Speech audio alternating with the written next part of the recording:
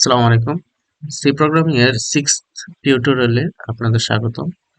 তো গত লেকচার ভিডিওতে আমরা দেখছিলাম বিভিন্ন ধরনের ভেরিয়েবল সম্পর্কে। আজকে আমরা শিখব অপারেটর কি এবং অপারেটর কত প্রকার এবং কি কি হতে পারে।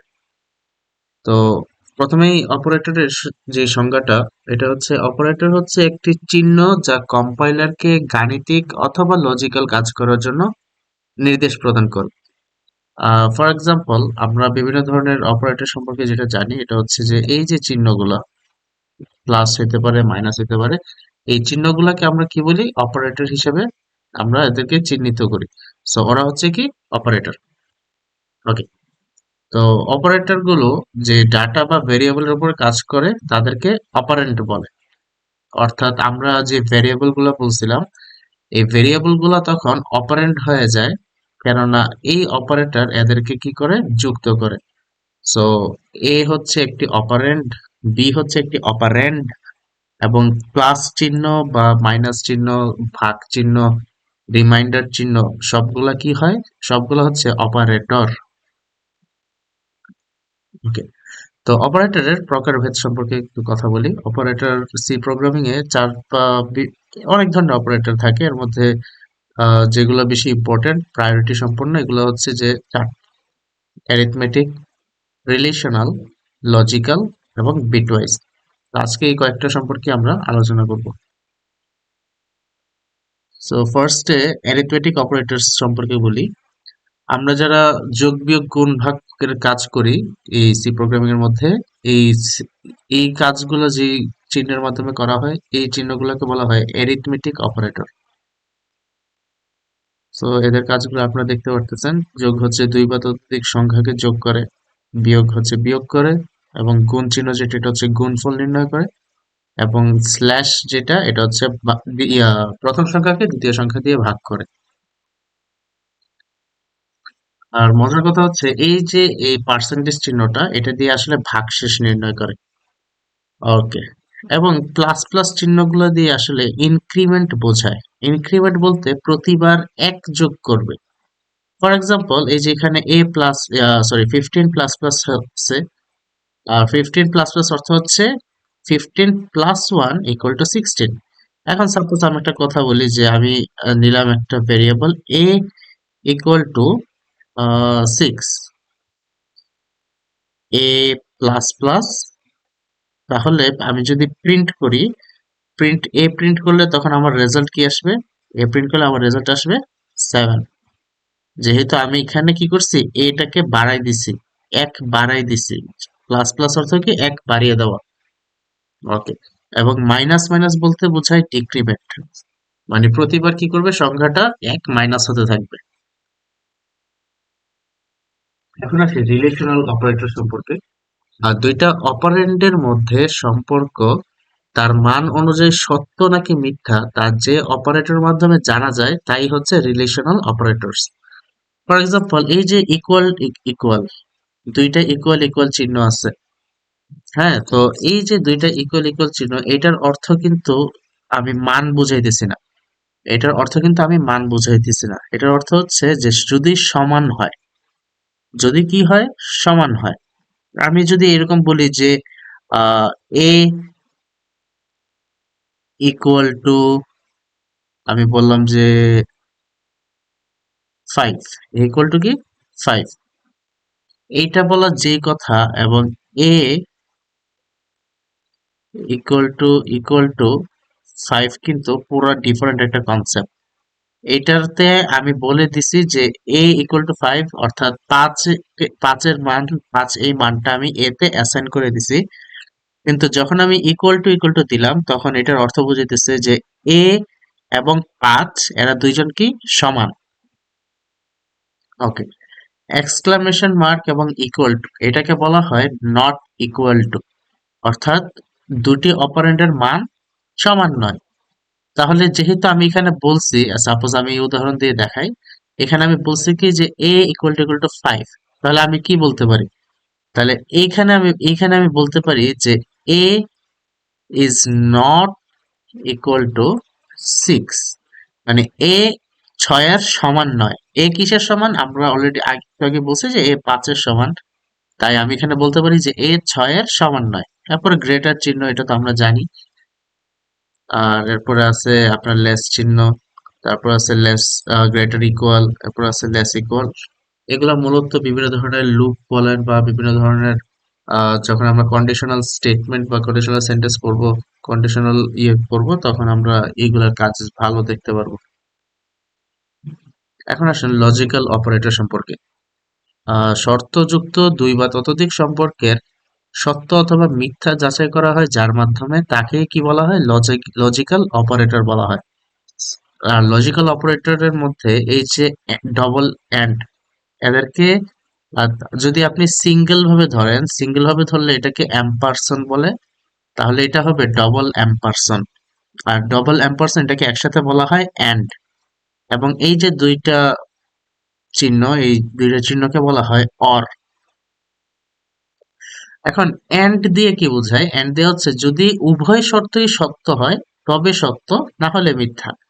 অর্থাৎ এটার কাজ আমরা একটু পরে দেখবো, এখন আর না বলি কিছু। আর এক্সক্লামেশন মার্ক এখানে নেগেটিভ অর্থে বোঝায় যে নট, এটি সত্যকে মিথ্যা করে ফেলে এবং মিথ্যাকে কি করে? সত্য করে ফেলে। ওকে, বিটওয়াইজ অপারেটর হচ্ছে কি?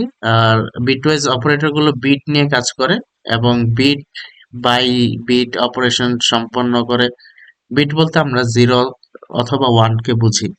আর বিটওয়াইজ এন্ড, দুটি বিটের মানই যদি এক হয় তবে আউটপুট এক হবে। যদি কোনো একটির আউটপুটের একটির ইনপুটের মান যদি জিরো হয় তাহলে আউটপুট কি হবে? জিরো হবে। এগুলো আমরা সামনে আরো ভালো করে দেখব। তো এরকম আরো কয়েকটা, বেশ কয়েকটা বিটওয়াইজ অপারেটর আছে। অর এর জন্য আছে, তারপরে এক্সক্লুসিভ অর এর জন্য আছে। আহ ওয়েল, এখানে বিটওয়াইজ অপারেটরের একটা ট্রুথ টেবিল দেখি একটু, যে যখন জিরো হবে, যখন দুইটা ইনপুট জিরো হবে, তখন এ এন্ড বি কি হবে? জিরো হবে। আর এ ওর বি জিরো হবে। আর এ এক্স অর বি জিরো হবে। ওয়েল, এটা কেন? আমরা যদি আগের টেবিলটা একটু লক্ষ্য করি, যে আগে আমরা একটু আগে বলছি যে যদি দুইটা বিটের মান যদি এক হয়, এন্ড অপারেটরে যদি দুইটা বিটের মান এক হয় তবেই আউটপুট এক হবে। যদি একটির মান জিরো হয় তবে আউটপুট কি হবে? জিরো হবে।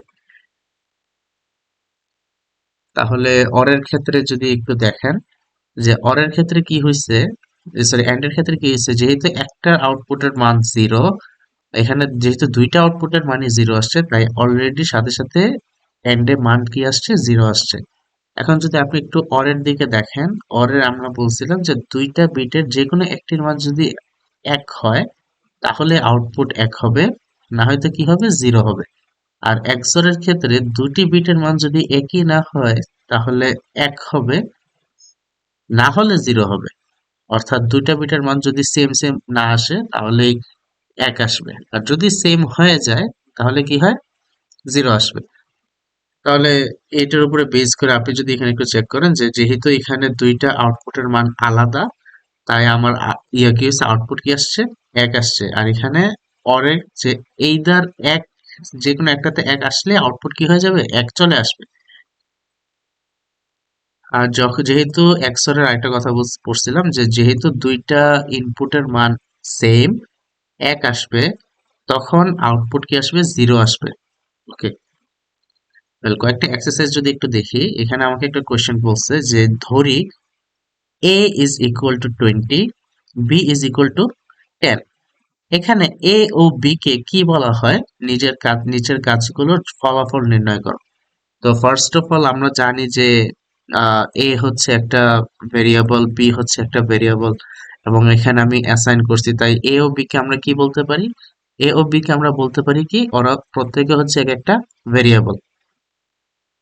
এখন আমাকে বলছে নিচের কাজগুলোর ফলাফল নির্ণয় করো। ওকে, তাহলে এ মাইনাস বি এটা আমরা কিভাবে করব? আমরা জানি যে এ আমাকে দিছে, মান কত দিছে? 20, বি এর মান হচ্ছে 10। এখন এ মাইনাস বি যদি আমি বিয়োগ করি, অর্থাৎ 20 থেকে যদি আমি 10 বিয়োগ করি, আমার উত্তর আসবে কত? 10। 10। এখন এ মডুলাস বি, এই পার্সেন্টেজ চিহ্নটাকে কি বলা হয়? পার্সেন্টেজ চিহ্নটাকে বলা হয় মডুলাস।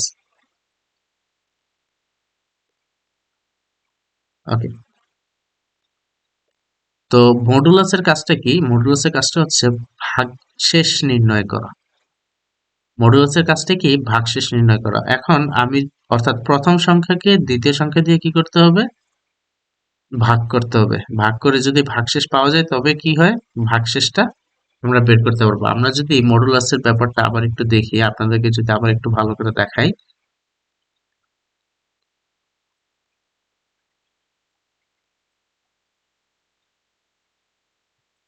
এই যে মডুলাস কি করে? ভাগশেষ নির্ণয় করে। My bad, sorry. মডুলাসে কি করে? ভাগশেষ নির্ণয় করে। অর্থাৎ আমার যে প্রশ্নটা ছিল, আমি একটু প্রশ্নে যদি যাই, আমার যে প্রশ্নটা ছিল যে এখানে আমাকে বলছে যে 20 এবং 10 এদের মধ্যে ভাগশেষ নির্ণয় করতে। তাহলে আমি অবভিয়াসলি জানি যে আমি যদি 10 কে 20 দিয়ে যদি ভাগ করি, ভাগ করলে আমার কত আসে? 2। কোনো ভাগশেষ থাকবে কি? ভাগশেষ থাকবে না, so ফলাফল হবে 0। ওকে, এ প্লাস প্লাস, এটা একটু আগে বলছে, এটাকে বলা হয় ইনক্রিমেন্ট। তাহলে 20 আমাকে অলরেডি অ্যাসাইন করে দিছে যে এ ইজ ইকুয়াল টু 20। আর যখনই আমাকে বলছে যে এ প্লাস প্লাস, তখন আমার ভ্যালিউ কি হয়ে যাবে? এ প্লাস প্লাস হলে কি হবে? এ প্লাস প্লাস হলে আমার ভ্যালিউ হবে 21। তাহলে এটার ভ্যালিউ কত আসবে? 21। এখন যদি এখানে যেহেতু বলছে যে প্রশ্নে বলছে যে বি মাইনাস মাইনাস কত হবে, অর্থাৎ ডিক্রিমেন্ট ঘটবে, তাই এই রুলটা, আই মিন এই সিস্টেমটা ফলো করলে আমার রেজাল্ট আসে 9। ওকে, সো এই যে আমার আনসারটা মিলে গেছে। 10 আসছে, তারপরে 0 আসছে, 21 আসছে এবং 9 আসছে। ওকে, তারপরে এখানে আবার একটা এক্সারসাইজ 2 দিয়ে দিছে যে এদের মান অনুযায়ী সত্য মিথ্যা যাচাই করো, যে নিচের অপারেটর গুলোকে কি বলা হয়। ওকে, তো এটা হচ্ছে যে ইকুয়াল ইকুয়াল টু, আর এটা হচ্ছে a is greater or equal to, A is not equal to, b is greater than. আচ্ছা, আমি একটু যদি প্রশ্নটা আবার একটু দেখি। ওকে, আমাকে প্রশ্ন বলছে যে এদের মান অনুযায়ী সত্যমিথ্যা যাচাই করো, অর্থাৎ এটা একটা ট্রুথ টেবিল। এখান থেকে আমাকে ট্রু এবং ফলস ভ্যালিউ কি করতে বলছে? লিখতে বলছে। তো এখানে আমাকে বলে দিছে যে এ এর মান হচ্ছে 20, বি এর মান হচ্ছে 10। এখন এ এবং বি এর মান কি সমান? অবভিয়াসলি সমান না, তাই এটা কি হবে? ফলস।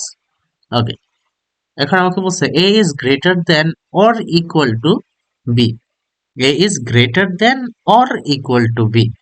এটার পড়ার সিস্টেমটা হচ্ছে গ্রেটার অর ইকুয়াল, অর্থাৎ বড় হইতে পারে, সমানও হইতে পারে। এবং যেহেতু আমরা অরের ক্ষেত্রে জানি, অরের ক্ষেত্রে আমরা জানি যে যে কোনো একটা যদি কারেক্ট হয়, যে কোনো কি হয়, একটা যদি কারেক্ট হয়, একটা কারেক্ট হইলেই আমার টোটাল ভ্যালিউটা কি কারেক্ট হয়ে যাবে, তাহলে এটা হবে ট্রু।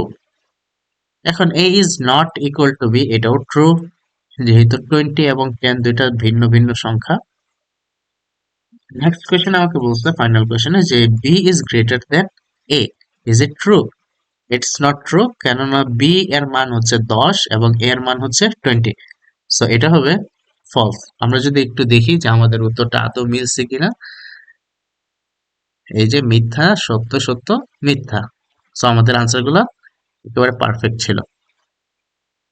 ওকে, তো এখানে আরো কয়েকটা এক্সারসাইজ আছে, যে এ ইজ ইকুয়াল টু 20 এবং বি ইজ ইকুয়াল টু 10, নিচের অপারেটর গুলোকে কি বলে, তার মান অনুযায়ী সত্য মিথ্যা যাচাই করো। সো এটা আর একটা ট্রুথ টেবিল। ওকে, তো এখানে আমাকে বলছে ফার্স্ট কোশ্চেন যে a is not equal to b, is it true? Yes, it is true, এটা correct. B is greater or equal to A, is it true? No, it is false. এখন এখানে আরো একটা অপারেটর দিছে, যেটাকে আমরা বলছিলাম যে ডবল এন্ড, বা এটাকে আমরা মানে এন্ড যেটা ইউজ হয়, এন্ড অপারেটর এটা। তো এন্ড এর কাজ ছিল যে দুইটাই যদি কারেক্ট হয়, তাহলে যেহেতু এটাও কারেক্ট এবং এইটা কি, আই মিন এই যে একটা কোয়েশ্চেন, যে B is greater or equal to A, is it true? No, it is not true, it is false. তাহলে আমার ভ্যালুটা কি আসবে? ফলস। যেহেতু এটা রং, একটা যেহেতু রং, তাই এন্ড এর ক্ষেত্রে এটা ডিরেক্টলি ফলস চলে আসছে। এখন আমার নেক্সট কোশ্চেনে a is greater or equal to b, it is correct. b is equal to a, no, it's not correct, it's wrong. এবং একটা অর অপারেটর দিয়ে দিছে, আর অর অপারেটর কাজ হচ্ছে যে কোনো একটা ট্রু হইলে ট্রু, তাই এটা হবে ট্রু। ওকে, এখন এই যে একটা একটু কমপ্লেক্স লাগতেছে যে a is not equal to b, it is true. b is greater or equal to a, false. এবং এই পুরোটার মান ছিল ফলস, আর ফলস কে যদি আমরা নট করি তাহলে ডিরেক্টলি ভ্যালিউ কি আসে? ট্রু চলে আসে। তারপরে সেম টু সেম এখানে আরেকটা প্রশ্ন দিছে যে a is greater or equal to b, it is true. b is equal to a, no, false. একটা অর অপারেটর আছে, অর অপারেটরদের যে কোনো একটাই কারেক্ট হবে, এবং যেহেতু এটাকে আবার নট ইয়ে দিয়ে করছে, নট সাইন দিয়ে করছে, তাহলে এটা কি হবে? ফলস। আমি যদি একটু চেক করি আমার আনসারটা, তাহলে এক্স্যাক্টলি মিথ্যা সত্য সত্য মিথ্যা, আমরা যা লিখছিলাম যে মিথ্যা সত্য সত্য মিথ্যা, সো আমাদেরটা কারেক্ট। তো আজকের ভিডিওটা এতটুকু। আশা করি ভিডিওটা আপনাদের কাছে অনেক ভালো লাগছে। আর প্লিজ, যেহেতু এটা আমাদের জন্য একেবারে, আপনাদের জন্য আমরা একেবারে বেসিক থেকে শুরু করতেছি, তাই একটু হয়তো বা লম্বা হচ্ছে ভিডিওগুলো, আপনারা একটু ধৈর্য সহকারে দেখবেন, আশা করি ভালো লাগবে। আর ভিডিওটা অবশ্যই বন্ধু বা আদার্স সবার সাথে শেয়ার করবেন, ফ্যামিলি সবার সাথে শেয়ার করবেন, ক্লাসমেটদের সাথে শেয়ার করবেন। আপনারা যা জানবেন শিখবেন তাও তাদেরকেও শেখাবেন। Thank you.